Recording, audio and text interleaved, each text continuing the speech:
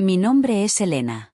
Tengo 76 años, y si me hubieras preguntado hace 10 años cuál era mi mayor miedo, te habría dicho que estaba muriendo solo. Gracioso, ¿verdad? Vives toda tu vida rodeado de personas que amas, criándolas, sacrificándolas por ellas, creyendo que llevarán tu nombre y recuerdos con dignidad, solo para darte cuenta de que algunas personas solo están esperando a que mueras para poder destrozar lo poco que te queda. Antes de comenzar, solo quiero darte las gracias por tomarte el tiempo de escuchar mi historia. Si te sientes cómodo, dime desde dónde estás escuchando y qué hora es donde estás ahora, déjame decirte lo que realmente sucedió. Nací en un pequeño pueblo en las afueras de Valencia.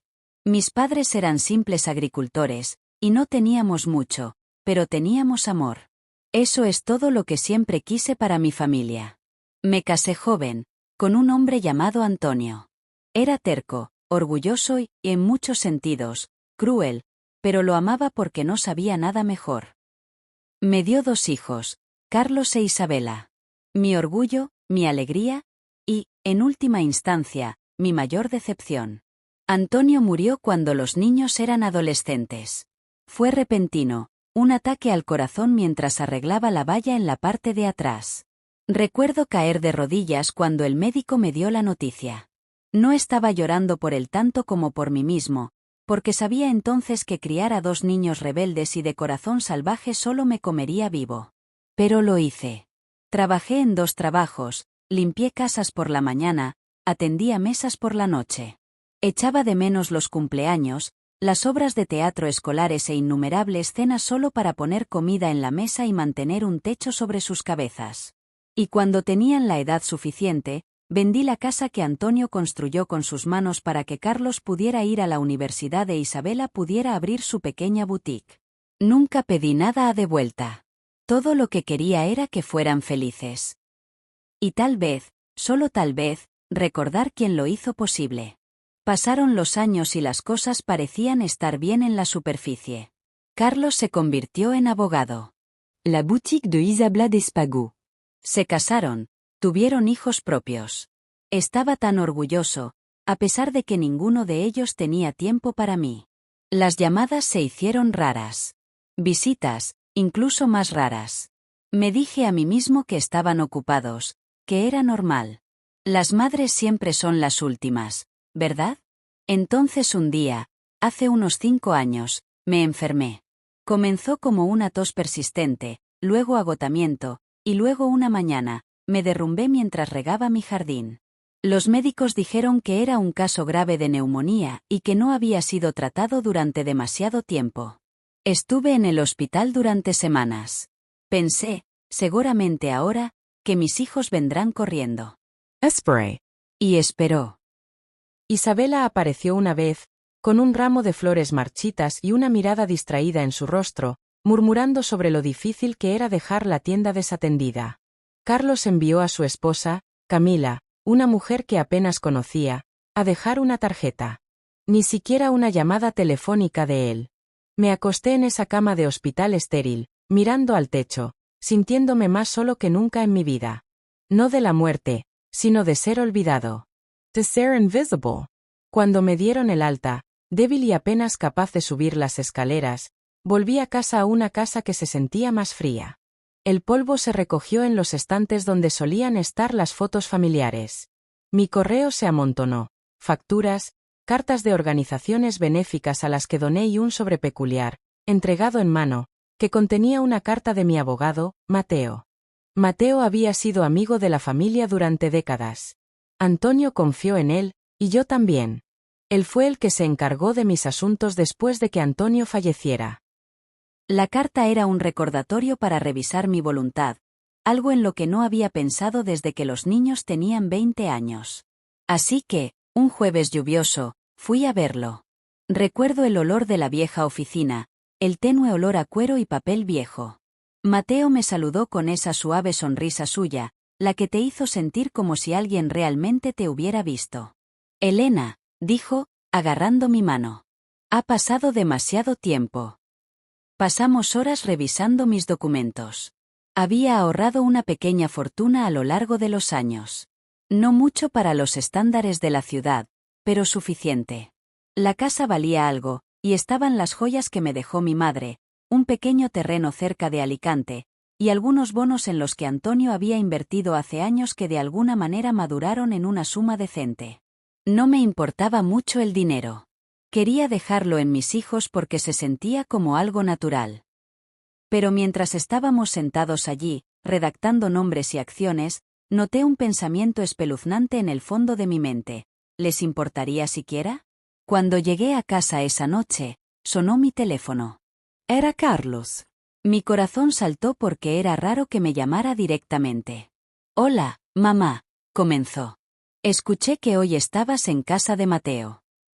Frunció el ceño. ¿Cómo? Tengo mis caminos, interrumpió. Escucha, quería hablar sobre el testado. Tiene sentido para mí administrar la finca cuando llegue el momento. Isabela, ella no es exactamente responsable. Sentí un nudo apretado en mi estómago. No estaba preguntando si estaba bien. No sobre mi salud. No se trata de mis días solitarios o de la neumonía que casi me mata. Él quería el dinero. Entonces, como si en señal, sonó mi timbre. Era Isabela. Ella se quedó allí con una sonrisa ansiosa, agarrando una botella de vino barato. Mamá, se encorró, inclinándose para un beso. Estaba justo en el barrio. La dejé entrar, y no pasó mucho tiempo antes de que ella también mencionara el testado. Qué difíciles habían sido las cosas en la boutique. Como Carlos no necesitaba el dinero, y como se merecía una mayor parte porque era una madre soltera criando a 2 hijos. Me senté allí, viendo a mis hijos, a los que llevaba, alimentaba, por los que luchaba, dando vueltas a mi alrededor como buitres, más vivos en su codicia de lo que nunca estuvieron en su amor. Esa noche, lloré. No lágrimas tranquilas y educadas, sino sollozos profundos y desgarradores que sacudieron todo mi cuerpo. No fue la traición lo que más dolió. Fue la comprensión de que tal vez siempre habían sido así, y yo había estado demasiado ciego para verlo. A la mañana siguiente, tomé una decisión. Una decisión imprudente, impulsiva y necesaria. Lema Mateo. Cambia la voluntad, le dije. Se lo estoy dejando a otra persona. Su pausa fue larga. Elena, ¿estás segura? ¿Quién? Y sin dudarlo, dije el único nombre que tenía sentido. Lucía. Lucía era la hija de mi vecino. 26, un alma amable que cortaba mi césped cuando estaba enfermo, me traía sopa en las noches frías y se sentaba conmigo en el porche cuando sentía que la soledad podría matarme.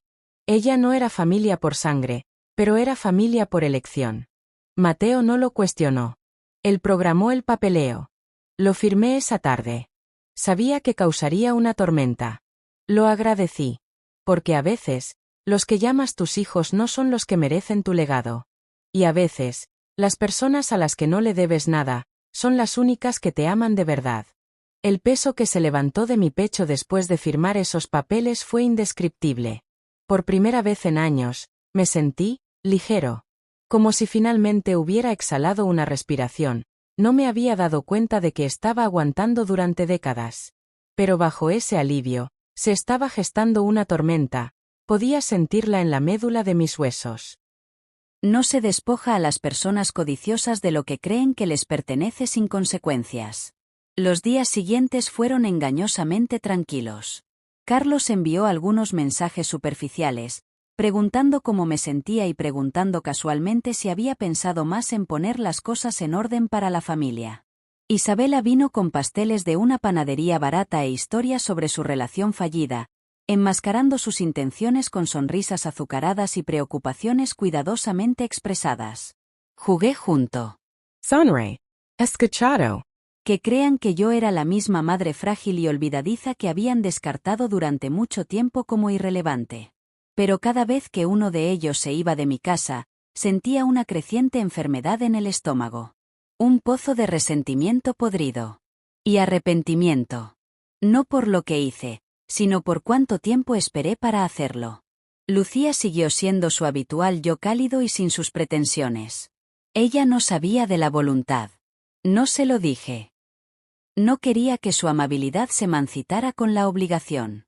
Ella vino después de sus turnos en la farmacia, trayéndome flores frescas del mercado, o sentada a mi lado en el porche delantero con 2 tazas de té, charlando sobre nada y todo. Una noche, mientras veíamos el sol ponerse detrás de las colinas, se volvió hacia mí y me dijo: «¿Sabes, señora Elena, eres como la abuela que nunca tuve».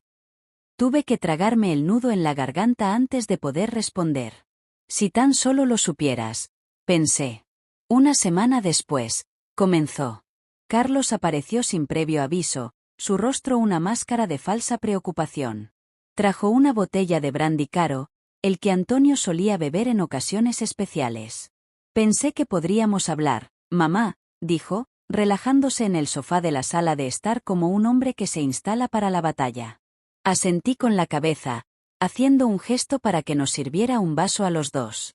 No fui ingênuo. Sabía lo que era esto. No hizo perder el tiempo. Las bromas duraron 2 sorbos. Mira, mamá, he estado pensando en la familia. Sobre lo que pasa cuando te vas. Levanté una ceja. Es así. Forzó una risa. No es una conversación fácil, lo sé. Pero es importante. Tienes que ser práctico con estas cosas. Lo dejé divagar durante varios minutos sobre impuestos, valores de propiedad, legado familiar. Sobre cómo Isabela no sabría nada sobre la gestión de una finca. Cómo sería justo para él manejar la mayor parte de la herencia, por el bien de todos. Todo el tiempo, lo observé. Estudió el parpadeo de la codicia en sus ojos, la impaciencia bajo su preocupación practicada. Esto no se trataba de la familia. Nunca había sido así. Cuando finalmente se detuvo, dejé mi vaso. Carlos, dijo suavemente. ¿Recuerdas cuando tenías 8 años? Te rompiste la pierna al caer del albaricoque. Él frunció el ceño, sorprendido. ¿Qué hace eso? Lloraste durante horas, continué. Y me quedé junto a tu cama toda la noche, sosteniendo tu mano, cantando esas canciones de cuna que solías amar. Me suplicaste que nunca te dejara. ¿Te acuerdas? Se movió en su asiento. Mamá, yo. Recuerdo, dije, mi voz estable ahora. Lo recuerdo todo. Y luego me puse de pie, dejándolo solo en la habitación con su bebida sin terminar. Esa noche, Isabela llamó. Mamá, comenzó, su voz almibarada dulce. Yo también he estado pensando. Sobre todo, sabes, si alguna vez necesitas a alguien que te cuide, que se mude y te ayude, estaré encantado de hacerlo. Las palabras colgaban en el aire entre nosotros como veneno. No me molesté en responder. Acabo de colgar el teléfono. A la mañana siguiente, como si lo hubieran coordinado, tanto Carlos como Isabela aparecieron en mi casa, con minutos de diferencia. Lucía estaba dentro ayudándome a ordenar fotografías antiguas. Vi sus coches parar a través de la ventana de la cocina y sentí que mi estómago caía. Irrumpieron como nubes de tormenta, rostros enrojados de ira, palabras cayendo unas sobre otras. Sé lo que hiciste. Carlos ladró. ¿Cómo pudiste, mamá? Después de todo lo que hemos hecho por ti. Isabela gritó. Lucía apareció en la puerta, confundida. Señora Elena, ¿qué está pasando? Le apreté la mano y le di un gesto para que se quedara. Carlos puso un trozo de papel arrugado en la mesa de la cocina, una copia del testado actualizado. Todavía no sé cómo lo consiguió. Mateo nunca lo habría filtrado. Pero de alguna manera, se habían enterado. ¿Lo estás dando todo a esto? ¿Esta chica? Isabel escupió, con la cara retorcida de rabia. ¿Un extra no? ¿Sobre tu propia sangre? Y luego vinieron las palabras que sabía que surgirían algún día. Nos debes. Carlos gritó. Somos tus hijos. ¿Crees que nadie vale más que tu propia carne y sangre? Los miré fijamente a los dos, a estas personas a las que les di mi vida. No vi a ninguno de Antonio en sus caras ahora. Solo un egoísmo que ya no podía excusar. No te debo nada, dije, mi voz fría como la piedra. La habitación se quedó en silencio. Los ojos de Lucía están llenos de lágrimas. Señora Elena, no tenía ni idea. Le apreté la mano de nuevo. No tienes que decir nada, mija. Has hecho más por mí sin esperar nada de lo que ellos han hecho en toda una vida. Carlos e Isabela intercambiaron una mirada, una cosa oscura y odiosa. Sabían que el juego había terminado. Bien, ciseau Isabela. Pudrir en esta vieja casa con tu pequeña mascota. No nos esperes en tu funeral. Y así, se fueron. La puerta principal se cerró tan fuerte que sacudió los platos en el armario. Me senté a la mesa, con las manos temblando. Lucía se arrodilló a mi lado, rozando un mechón de pelo de mi cara. Lo siento mucho, susurró ella. Sacudí la cabeza. No lo seas. Porque en ese momento, en los restos de lo que debería haber sido una familia, sentí más paz de la que sentí en años. Lucía nos preparó té, y nos sentamos en la sala de estar mientras el sol se bataba detrás de las colinas. Le conté historias de Antonio, de mi infancia, del albaricoque del que Carlos cayó. Y por primera vez en décadas, me reí. Al día siguiente, Mateo vino con los documentos oficiales. Está hecho, dijo suavemente, colocando los papeles sobre la mesa. Los firmé sin dudarlo. Gracias, susurré. Sonrió. Hiciste lo correcto, Elena. Y por primera vez en mis 76 años, realmente lo creí. Porque a veces, la familia no es sangre. Es la gente que aparece cuando nadie más lo hace. Los que te traen sopa cuando estás enfermo, que se sientan contigo en silencio, que te ven cuando el resto del mundo se ha alejado. Y ninguna cantidad de sangre puede comprar ese tipo de amor. Me desperté esa mañana con el sol asomando a través de mis cortinas como un niño curioso. Después de días de pesadez y tensión, una calma pacífica se había asentado en mis huesos. Lucía ya estaba en la cocina, tarareando una melodía que reconocí, una que mi propia madre solía cantar cuando el amanecer rompió sobre los campos. Me senté lentamente, cada músculo rígido, cada hueso cansado. Pero dentro de mí se quemó una nueva luz. Me vestí, me moví a la sala de estar, y allí estaba ella, acunando 2 tazas de té humeantes. Buenos días, dijo suavemente, colocando una taza en mis manos. ¿Te despert? Sacudí la cabeza. No, mija. Ahora eres como mi despertador. Ella sonrió, y de repente la habitación ya no se sentía fría o vacía. Durante el té, hablamos de pequeñas cosas, lo que planeó para el almuerzo, como la farmacia estaba contratando a un nuevo asistente y si quería hacer un viaje a la costa en agosto. Me encontré respondiendo como si nunca me hubieran silenciado antes. Mi voz llevaba facilidad y gratitud que no había sentido en años. Pero bajo la calma, sabía esto. Mi vida nunca volvería a la forma en que era antes. Carlos e Isabela se habían ido ahora, pero la tormenta que dejaron atrás todavía estaba furiosa. Esta nueva paz podría ser frágil. Esa tarde, recibí una llamada de Mateo. Su voz era suave pero firme. Elena, he oído hablar de los niños. Mi estómago se apretó. Ya. Quieren impugnar el testado, dijo.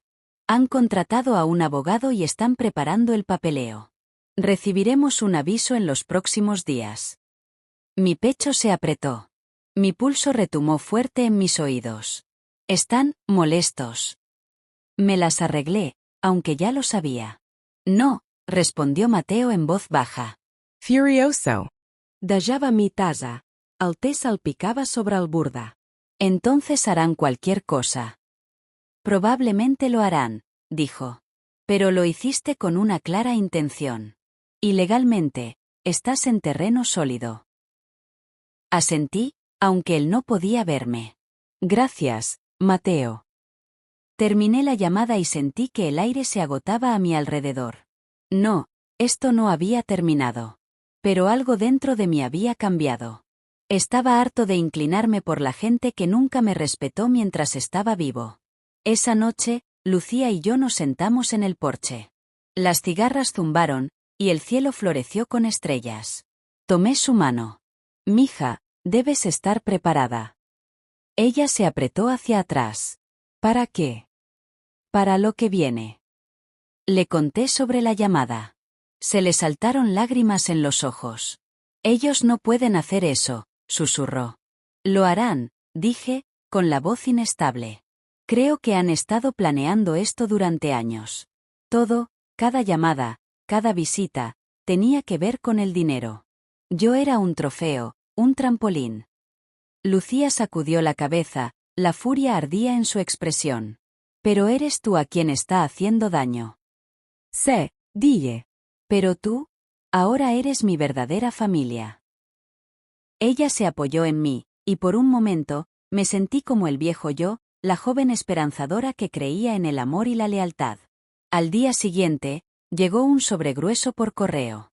Dentro, documento sin firmar pero de aspecto oficial, aviso para impugnar mi voluntad. Tenía los papeles en mis manos y sentí como si alguien me hubiera dado un puñetazo en el estómago. Mi primer instinto fue destrozarlos. Gritar, llamar a mis hijos y hacerles entender lo que estaban haciendo. Pero no lo hice. Sabía que no me escucharían. En realidad no. Nunca lo hicieron. En cambio, me senté en la mesa de la cocina y miré fijamente la nítida formalidad de todo. Una parte de mí temblaba de miedo de que estuviera a punto de perderlo todo. No solo cosas materiales, sino la promesa que me había hecho a mí mismo en el momento en que cambié la voluntad, que dejaría de vivir aterrorizado de lo que pudieran hacer. Pasaron las semanas. Mateo presentó respuestas, intercambiamos documentos legales de un lado a otro. El abogado de los niños trató de argumentar la influencia indebida, alegando que yo era demasiado frágil y confundido para entender lo que estaba firmando. Teníamos todas las audiencias programadas para los próximos 3 meses. Más de 3. Y fueron implacables. Durante ese tiempo, perdí el sueño. Perdí el apetito. Pero encontré algo más, un sentido interior de respeto por mí mismo que no había sentido en décadas.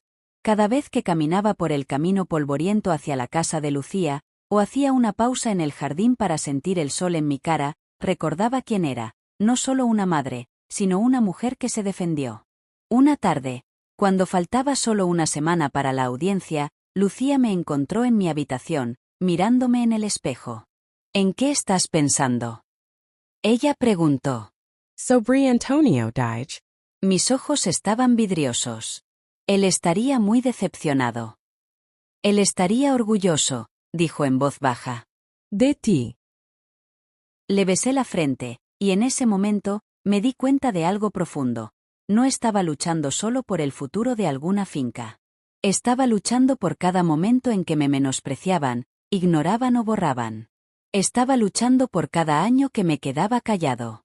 El día de la audiencia llegó más rápido de lo esperado. Me senté en la sala del tribunal abarrotada, enfermo del estómago, con las manos temblando. Carlos e Isabela estaban allí, con la cara puesta, su postura orgullosa. El abogado de los niños caminó por la habitación, hojeando los papeles, su voz aguda mientras cuestionaba mi capacidad, mi estado de ánimo. Lucía entró en silencio justo después de que me senté. Ella me encontró, y le di una pequeña y temblorosa sonrisa. Ella apretó mi mano debajo de la mesa, y ya no estaba solo. Cuando llegó mi turno, me puse de pie. Miré al juez a los ojos y mi voz no tembló. Estoy en su sano, dije. Cambié este testar porque me di cuenta de algo importante. No soy un medio para un fin. Soy una persona. Y merezco dejar lo que es mío a alguien que me ame, sin una pizca de derecho o coerción. La habitación estaba tranquila. El juez miró entre los demás y yo. La cara de Carlos era de piedra. La mandíbula de Isabela se apretó. Después del contrainterrogatorio, le pidieron a Mateo su declaración. Habló de mi clara intención, mi historia con Lucía, explicó la línea de tiempo. Cada palabra era un clavo en el ataúd de su argumento. Días después, el juez falló a mi favor. No se anduvo con rodeos, la voluntad era válida, el desafío frívolo. Había actuado por mi propia voluntad y tenía la capacidad más que suficiente para entender lo que estaba haciendo. Fuera del juzgado, sostuve la mano de Lucía y lloré. No por alivio, sino por triunfo. Sentí que había escalado una montaña que nunca creí posible. De vuelta a casa, vi que algo cambiaba. El aire ya no llevaba tensión. En cambio, se sentía ligero. Esa noche, Lucía nos preparó la cena. Comimos bajo el cielo, linternas balanceando en la ligera brisa.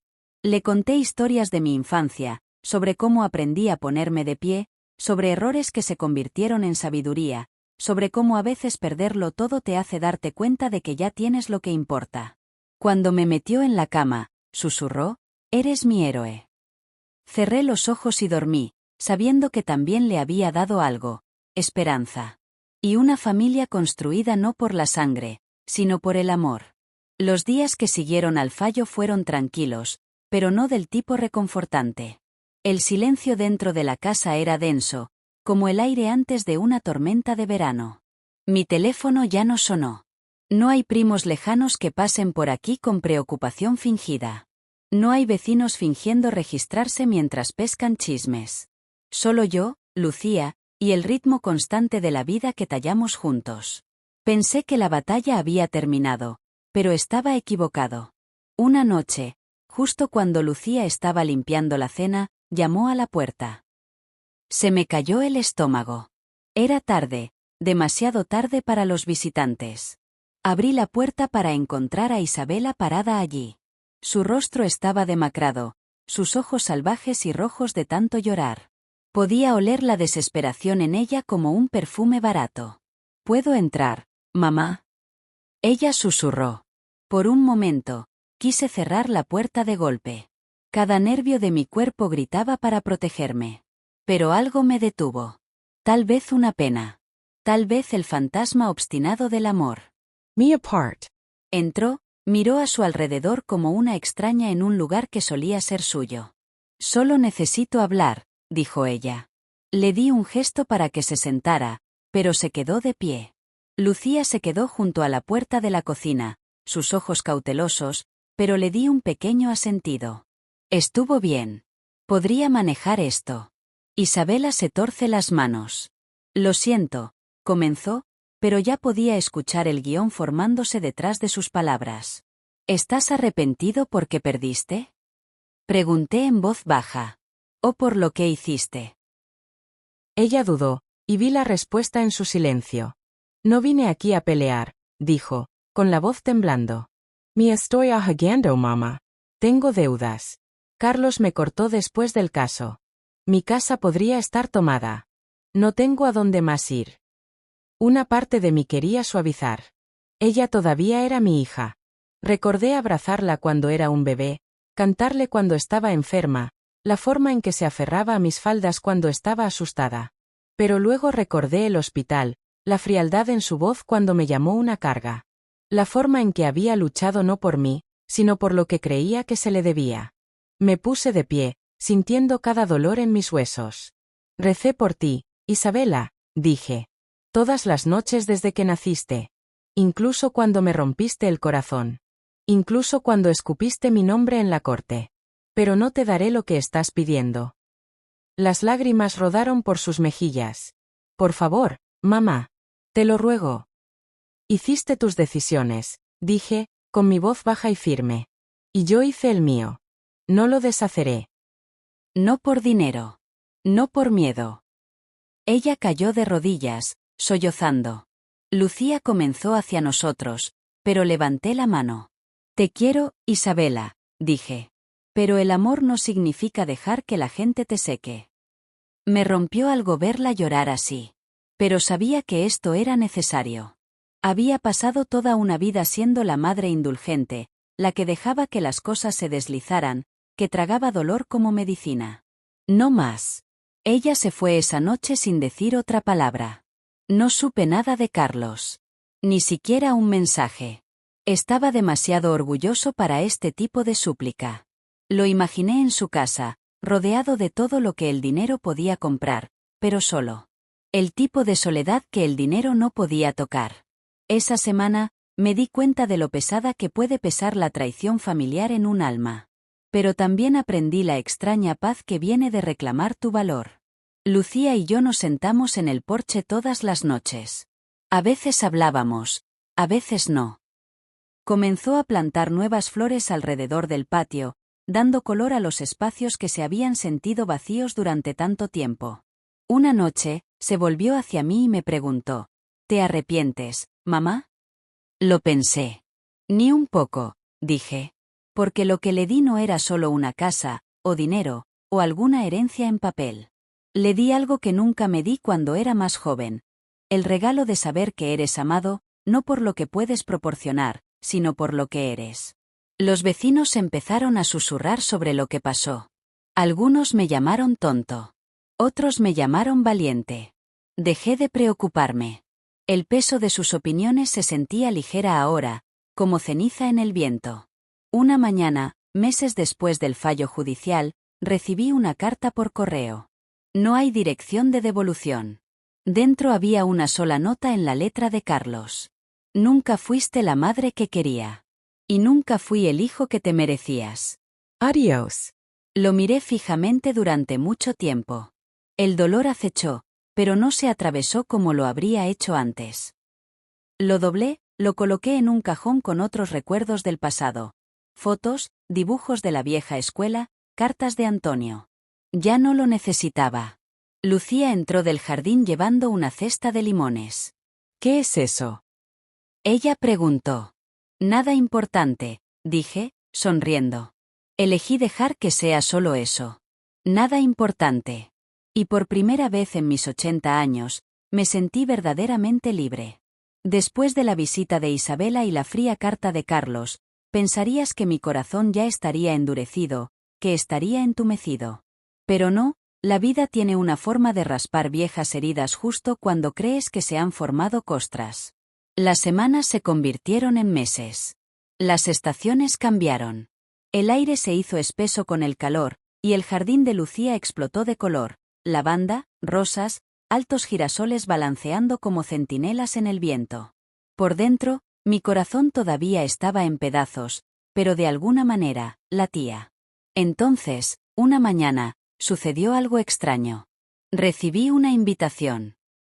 Ni una llamada telefónica, ni una visita, una tarjeta cuidadosamente escrita y perfumada, se deslizó en mi buzón como una ocurrencia tardía.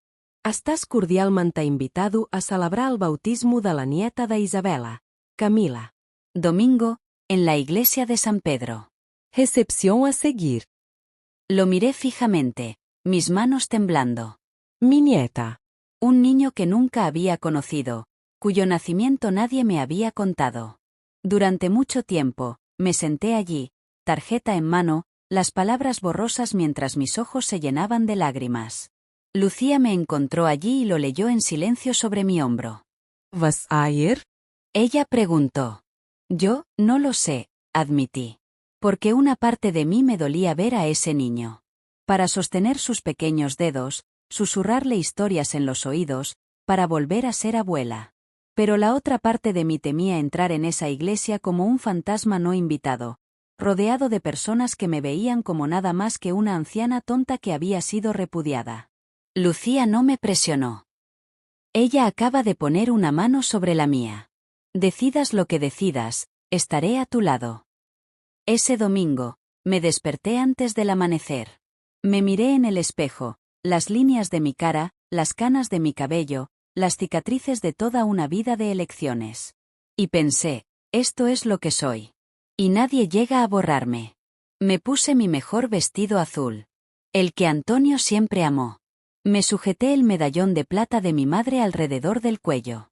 No para ellos, para mí. Lucía nos llevó a la iglesia. Cuando llegamos, vi el grupo de coches caros estacionados en el frente, la multitud parloteada vestida hasta los nueves, y mi corazón comenzó a latir como un pájaro atrapado en mi pecho. Pero entré. Cabezas Giradas. Los susurros comenzaron. Vi a Isabela de pie cerca del altar, radiante con un vestido rosa pálido, sosteniendo un pequeño paquete en sus brazos. Su sonrisa flaqueó cuando me vio, su cara apretada como una máscara agrietando los bordes. Me encontré con su mirada, firme y tranquila. Ella se dio la vuelta. La ceremonia comenzó. El sacerdote habló de amor, de perdón, de familia. Sus palabras se sentían como flechas apuntando a mi corazón. Vi a la pequeña Camila, suave y rosada, bostezo y estirarse en los brazos de su madre, completamente inocente de la tormenta a su alrededor. Cuando el sacerdote invitó a la familia a reunirse alrededor de la fuente, me quedé en mi asiento. Lucía se inclinó. No tienes que quedarte. Pero sacudí la cabeza. Estuve aquí por el niño. No para ellos. Después del himno final, los invitados se dirigieron a la sala de recepción. Estaba a punto de irme en silencio cuando una voz pequeña y vacilante me llamó. Mamma, era Isabela. Me di la vuelta. Por un momento, pensé, esperaba, que estaba a punto de disculparse, de salvar el cañón entre nosotros. Pero no lo hizo. Yo, no te esperaba, dijo rígidamente. Recibí la invitación, respondí. Ella dudó, mirando a los invitados que observan.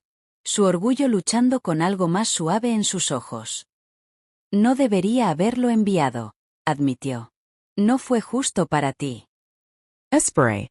Solo, no quería que la gente pensara que te había dado la espalda. Aunque, tal vez lo haya hecho. Su voz se rompió. No fue una disculpa. En realidad no. Pero era lo más cerca que había llegado. He venido por Camila, dije suavemente. No para las apariencias. Isabela miró a su hija, durmiendo en sus brazos. Ella debería conocer a su abuela. Me gustaría eso, dije, con mi voz gruesa. Por un momento fugaz, algo pasó entre nosotros, un hilo deshilachado de lo que una vez tuvimos. Pero luego apareció Carlos, su expresión es oscura. ¿Qué es esto? Preguntó bruscamente. Isabela se endureció. Nada. Mamá se estaba yendo. Los miré a los dos. Mis hijos. Aquellos por los que me he sacrificado. Los que habían reducido mi valor a una firma en un testado. Y me di cuenta de algo. Yo no pertenecía aquí. No porque no fuera bienvenido, sino porque me merecía algo mejor que trozos de civismo servidos por el bien de la imagen pública. Me volví hacia Isabela. Cuídala, dije, asintiendo con la nayente a Camila. Y enséñale a amar sin condiciones. Y me fui. Lucía estaba esperando junto al coche. Entré sintiendo extrañamente ligero. Mientras nos alejamos, ella se acercó y me apretó la mano. Estoy orgulloso de ti. Y por primera vez en mucho tiempo, también me sentí orgulloso de mí mismo. Esa noche, sentado en el porche mientras el cielo se volvía lavanda y dorado, me di cuenta de otra cosa. La vida no se trata de obligar a la gente a amarte.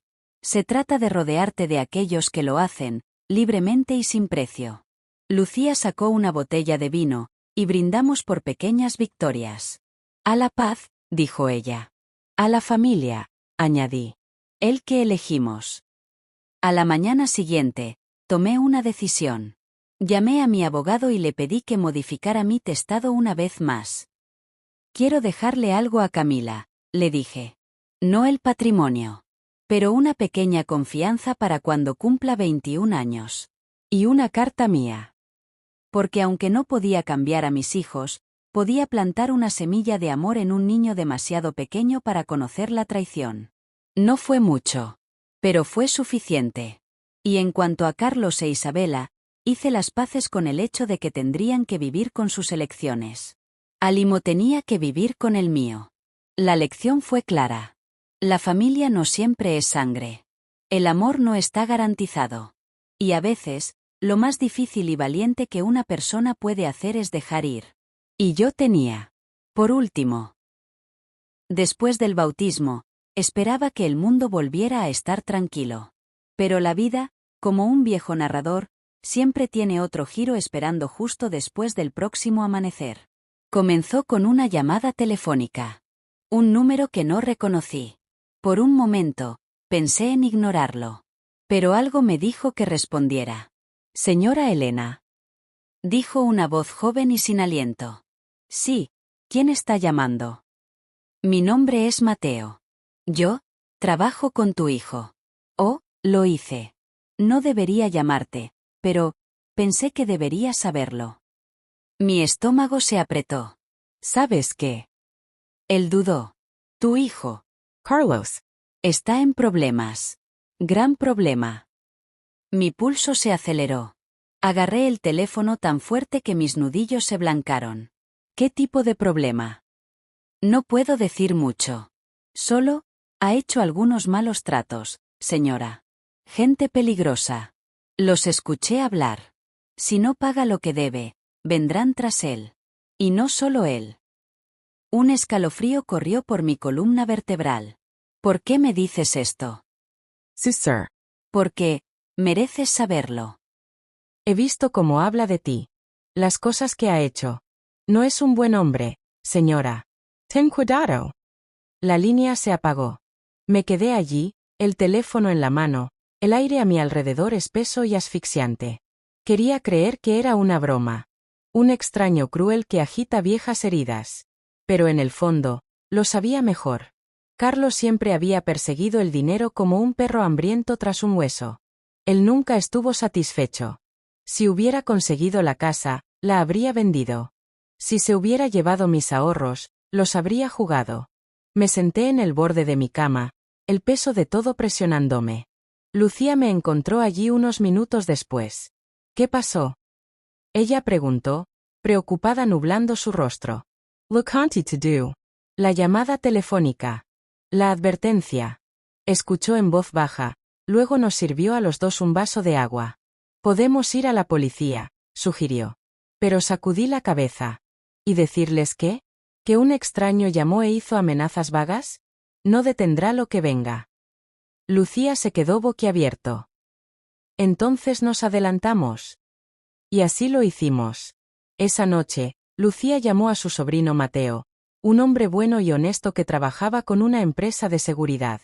Al amanecer, teníamos cámaras instaladas alrededor de la propiedad, nuevas cerraduras en cada puerta y ventana, y una línea directa con el jefe de policía local, un viejo amigo de la familia de Lucía. No dormí esa noche.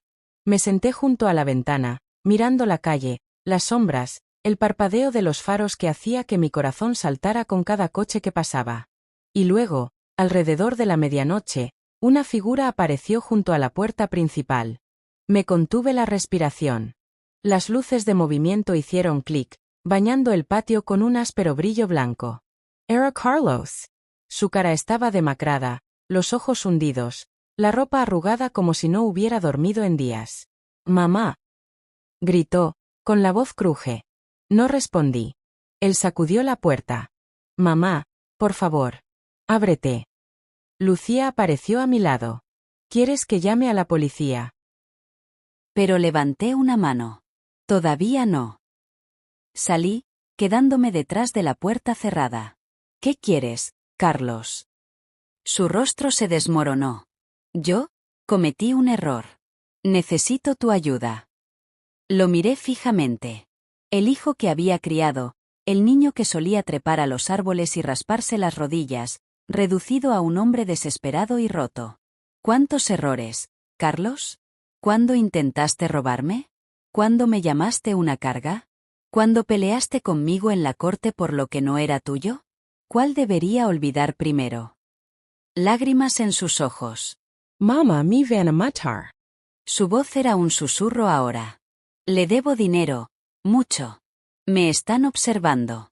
No puedo quedarme en casa. No tengo a dónde más ir. Y de repente, entendí. No estaba aquí por amor o por arrepentimiento. Estaba aquí porque había quemado todos los demás puentes. Te lo di todo, dije, mi voz firme, aunque mi corazón se estaba rompiendo. Y tú le pones fuego. «Mamá». Ya no soy tu refugio. Sus hombros se hundieron. Así que les vas a dejar. Voy a dejar que te enfrentes a lo que has hecho. Abrió la boca para protestar, pero lo corté. Y si vuelves a poner un pie en esta propiedad, haré que te arresten. «Me and teens». Me miró fijamente, la incredulidad grabada en cada línea de su rostro. La estás eligiendo a ella antes que a mí, escupió, asintiendo hacia la casa, hacia Lucía. Estoy eligiendo la paz en lugar del veneno, respondí. Me di la vuelta y me alejé, el sonido de su voz suplicante persiguiéndome. Lucía cerró la puerta. No miré hacia atrás. Esa noche, dormí mejor que en años. A la mañana siguiente, no había señales de Carlos. Ni una palabra. Sin amenazas. Solo silencio. Unos días después, escuché a través de un vecino que se había saltado la ciudad. Los rumores se arremolinaron, deudas impagadas, hombres enojados buscándolo, la vida que ha construido se desmoronaba como arena en una tormenta. Me afligí por él. Para el hijo que tuve una vez. Pero no por el hombre en el que se había convertido. Y en cuanto a Isabela, no se puso en contacto. Ni una llamada telefónica, ni un mensaje. La brecha entre nosotros se extendía amplia y silenciosamente, como un cañón tallado por años de decepción.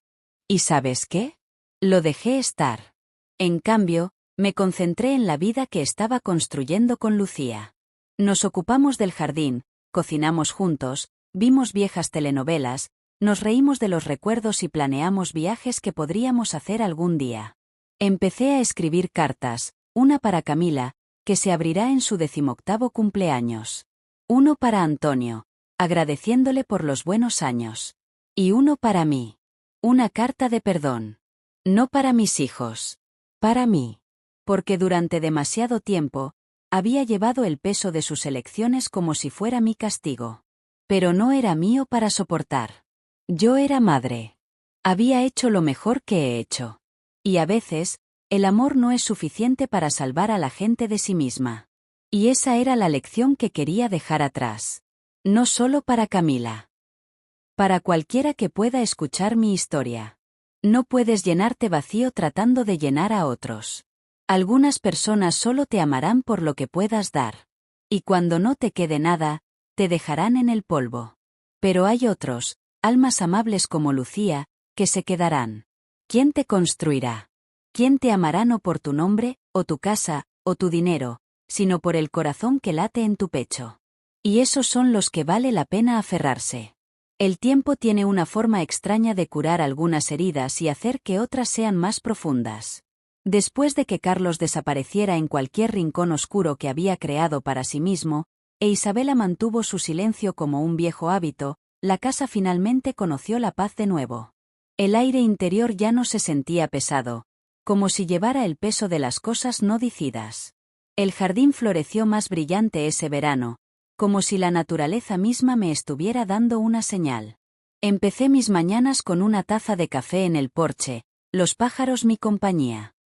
Lucía se unía a mí no mucho después, su sonrisa firme, su presencia sólida como una raíz manteniéndome con los pies en la tierra. Las visitas de Camila también se hicieron más frecuentes. La niña que una vez se aferró a las faldas de su madre ahora se sentó en la mesa de mi cocina, contándome historias sobre la escuela y haciéndome preguntas sobre mi infancia. Una noche, cuando el cielo se volvió del color de los melocotones viejos y los grillos comenzaron su coro, Lucía y yo nos sentamos afuera viendo cómo se desvanecía el día. He estado pensando, dije, rompiendo el suave zumbido del silencio entre nosotros. Lucía levantó una ceja. Palabras peligrosas. Sonreí. Sobre mi voluntad. Ella se puso seria de inmediato. Elena, no tienes que. No, la corté suavemente. Tengo que. Es hora. La última vez que se habló de mi voluntad fue en medio de esas batallas con Carlos e Isabela. En ese entonces, se había sentido como un arma, una moneda de cambio. Ahora, se sentía como una bendición que podía elegir para otorgar donde sería apreciada. Esa noche, saqué los papeles viejos del cajón junto a mi cama. Amarillento, manchado con huellas dactilares de abogados que se fueron hace mucho tiempo. Taché nombres. Arraign copias. Y escribí uno nuevo. Le dejé a Camila un fondo fiduciario para su educación. Suficiente para que nunca tuviera que depender de nadie que pensara que su valor estaba ligado a la aprobación de un hombre. Doné una gran parte al refugio de mujeres local, el mismo que había ayudado a Lucía a reconstruir su vida hace años después de huir de un matrimonio que casi la mata. Y dejé la casa, el jardín, los ahorros y todo lo demás, a Lucía. Cuando llamé a mi abogado, el señor Ramírez, un anciano amable con la cara de una manzana arrugada, asintió solemnemente mientras le explicaba. Señora Elena, dijo en voz baja, ¿estás segura? Yo soy. No preguntó por Carlos o Isabela. Creo que ya había escuchado bastante a lo largo de los años. La semana siguiente, reuní a todos los que importaban en mi pequeña sala de estar. Camila se sentó con las piernas cruzadas en el suelo. Lucía se encaramó a mi lado. Mateo, el sobrino de Lucía, se paró junto a la puerta. Incluso el viejo amigo de Antonio, Pedro, vino, llevando una botella de tequila envejecido. Miré las caras a mi alrededor y me di cuenta, tal vez por primera vez en mi vida, de que la familia no siempre estaba hecha de sangre. A veces, se hace por elección. Los quería a todos aquí, comencé, mi voz firme aunque mi corazón latía fuerte en mi pecho, porque es hora de que deje algo claro. Les conté sobre el tastar. Vi sus ojos ensancharse, algunos sorprendidos, otros con alegría y un par incredulidad. ¿Pero por qué? Pedro preguntó en voz baja. Después de todos esos años. Porque el amor no se mide en el ADN, dije. Se mide en lealtad. En amabilidad. En las personas que aparecen por ti cuando estás roto y sangrando, no cuando estás brillando. Camila corrió hacia mí, envolviendo sus brazos alrededor de mi cintura. Te quiero, abuela, susurró. Y en ese momento, no importaba de quién corría la sangre por las venas de quién. El subidón llegó unos días después, como si la vida me estuviera recompensando por arreglar las cosas. Camila ganó un concurso nacional de ensayos. ¿El premio? Una beca para la mejor escuela privada de la región. Cuando me leyó su ensayo, las lágrimas difuminaron mi visión. Se titulaba La mujer que me enseñó valor. Y se trataba de mí. No la versión antigua de mí, atrapado en el dolor y el miedo. El que se levantó de las cenizas. El que le enseñó a una niña a cultivar tomates y defenderse a sí misma. El que eligió el amor por encima de la amargura. Lloré esa noche, no por dolor, sino por algo cercano a la paz. A la mañana siguiente, mientras Lucía y yo compartíamos café, sonó el teléfono. Un número desconocido. Intercambiamos miradas. Ignóralo, dijo Lucía. Pero no lo hice. Lo recogí. Señora Elena. Era una voz de mujer. Suave. Nervioso. Sí. Esta es Mariela. Yo. Estoy con el hospital en otra ciudad. Anoche trajeron a un hombre. Accidente de coche. Sin identificación, pero un trozo de papel en su bolsillo con tu número. Está inconsciente. ¿Quién es? Pregunté, aunque mi estómago ya lo sabía. Su nombre es Carlos. El aire se engrosó a mi alrededor. Me preguntaron si quería venir. Me senté con esa pregunta durante mucho tiempo. Una parte de mí quería cerrar el teléfono. Para alejarse. Para dejarlo en manos del destino, de la forma en que me había dejado. Pero había un rincón de mi corazón, magullado, maltratado, pero todavía tontamente tierno, que no podía ignorar el hecho de que todavía era mi hijo. Myra Lucía. En Camila jugando con el perro en el patio. En la casa, el lugar en el que había luchado tanto para recuperarlo. Y tomé una decisión. Dile al médico, dije lentamente, que si se despierta, tiene otra opción. Él puede empezar de nuevo en algún lugar lejos de aquí. Sin herencia. Sin exigencias. Sin amargura. Pagaré un billete de autobús y su primer mes en una casa de transición si lo quiere. Pero si alguna vez vuelve a poner un pie cerca de este lugar, tendré a la policía esperando. La enfermera prometió pasar el mensaje. Colgué. Lucía me apretó la mano. No tenías que hacerlo. Lo hice, dije. No para él. Para mí. Y en ese momento, algo se levantó de mi pecho. El fantasma final. No importaba si Carlos alguna vez cambió. O si Isabela alguna vez llamó. O si los viejos vecinos chismosos juzgaran mis elecciones. Lo que importaba era esto. Yo era libre. Al final, la vida no se trata de quién comparte tu sangre. Se trata de quién aparece cuando cuenta. ¿Quién se queda? ¿Quién te ama no por lo que puedes dar, sino por lo que eres cuando no queda nada que tomar? Y esa, queridos oyentes, es la lección con la que les dejo. Elige tu familia. Construye tu paz. Y no tengas miedo de escribir tu propio final. Incluso si te lleva 80 años. Porque a veces, la mayor venganza, Es una buena vida. Y el mío estaba empezando.